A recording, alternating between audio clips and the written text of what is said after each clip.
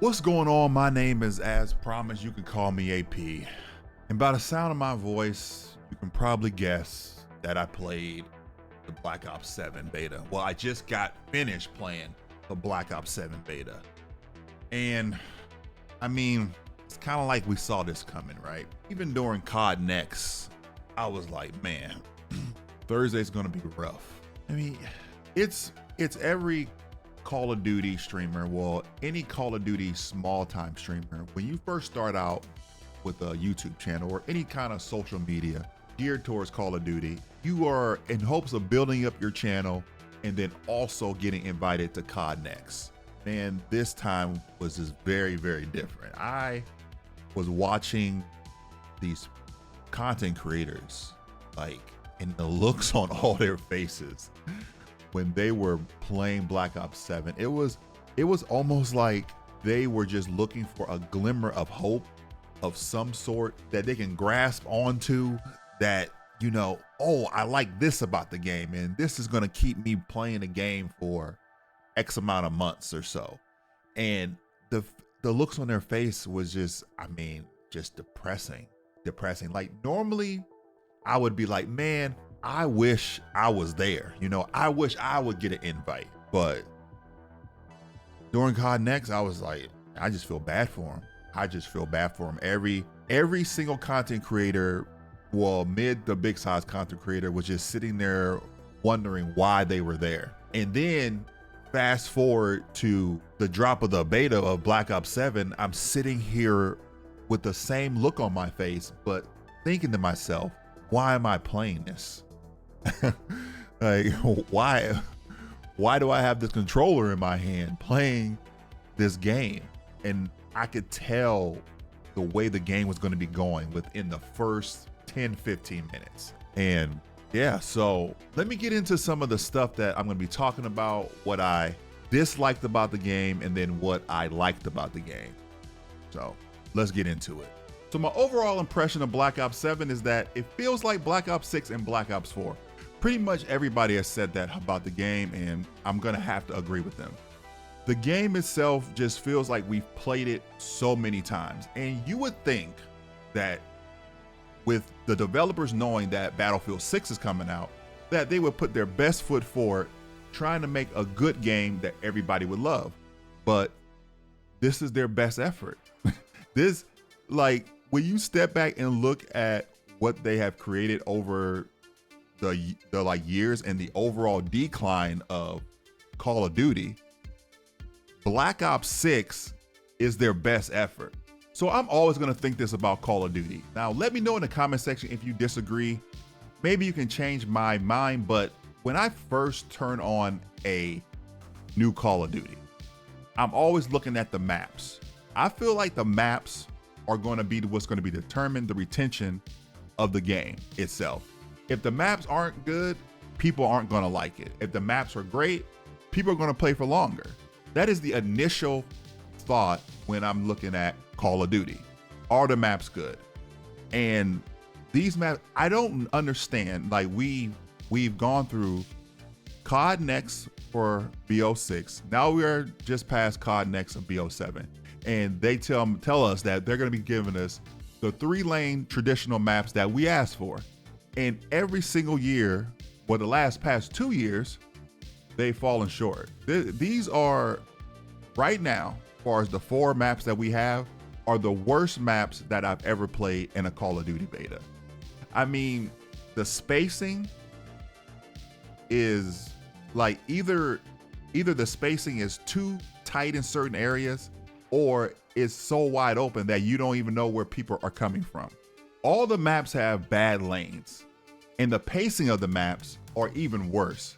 And on top of that, they have BO4 design maps, which really, I remember BO4 having bad spawns, like really bad spawns. And this beta is just no different. Like, every single thing from the top down when it comes to the maps needs to be changed. And then also, what is up with all these automatic sliding open doors? All people do is sit behind the door and wait for it to open. it ruins the entire pace, spacing, and spawns automatically because of these sliding doors. Nobody thought to think, hey, maybe we got too many automatic doors. And why do we have them on almost every single map? So I wanted to give an example of Black Ops 7 bad map design and why they shouldn't have went with the whole BO4 style of map design. So example here, let's just say one of the enemies gets back here in this area. But we're gonna mark them right here, right? And this also goes with the bad spawns as well. And then if there's an enemy back here, they're gonna spawn you either here or here, somewhere where you're blocked off from this guy back here. But they're still gonna spawn you in this area somewhere here.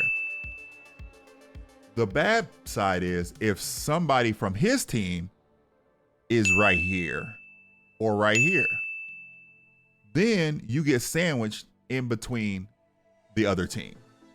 And it makes for a terrible spawn and you get killed a lot.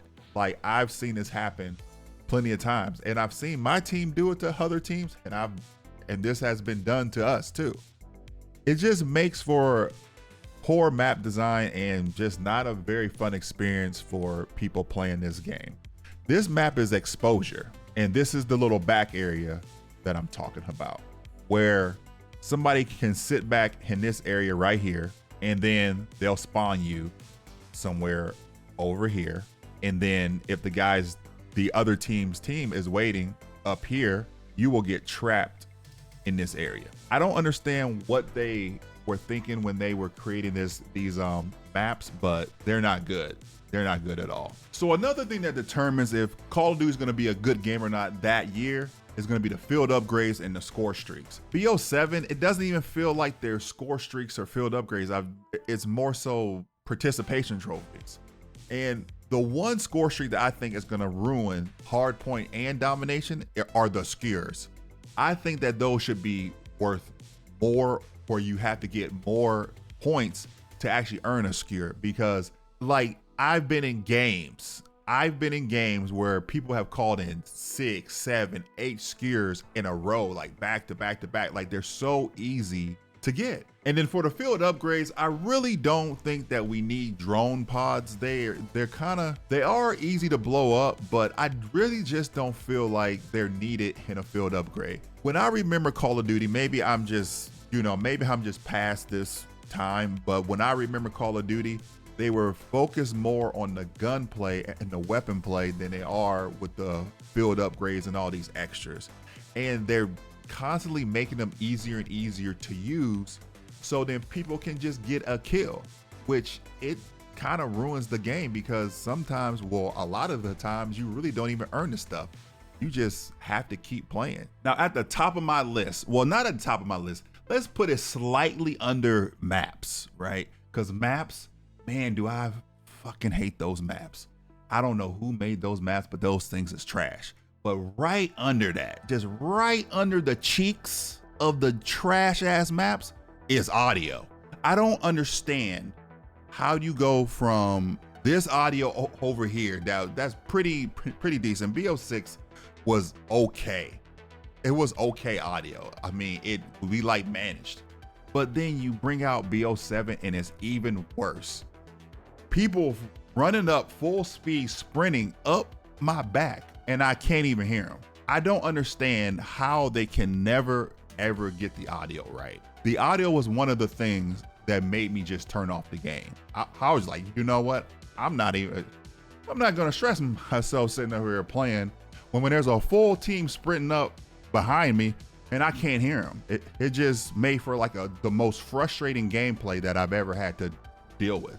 So yeah, the audio right under the cheeks of the trash ass maps for sure. The movement in BO7 is not a good thing and it's not a bad thing. It's really just a thing, because in BO6 they messed it up so bad that they had to bring it back and make changes and tweaks and pretty much almost give us a watered down version of omni-movement in BO7. At COD Next, they tried to sell us so hard on BO7's bouncing off the walls, and I feel like they are putting too many eggs in one basket because they tried this with BO6, right? Omni-move, that's all you heard was omni-movement, omni-movement's great, omni-movement's great. And really all they did was give us a copy and paste version of Cold War and then put omni-movement on there. Now they're gonna give us a copy and paste version of BO4 and put omni-movement on there. So all in all, they're trying to sell us something that is just not really working at all, or is really not that big of a thing. So some of the things that I did like about BO7, and maybe I was one of the lucky ones, maybe day 1 and day 2, I just got lucky, but I didn't run into any like crashing, any lagging. The hit detection was fine. I do know one of my friends did run into some issues with their ping being very, very high, but for me, I didn't have any bugs, no glitches. I mean, the mechanics didn't break. I didn't see any broken mechanics really. Couldn't like, man, compared to previous years, this type of stuff, it has been the best I've seen out of any Treyarch game. So I'm gonna be honest with you, I didn't get too much in the overclock system. I did do a lot of loadout stuff, but I didn't get into the overclock system too much because I feel like it's an extra added gimmick to Black Ops 7 for the devs to show everybody that, hey, we're doing something. We're making some type of changes.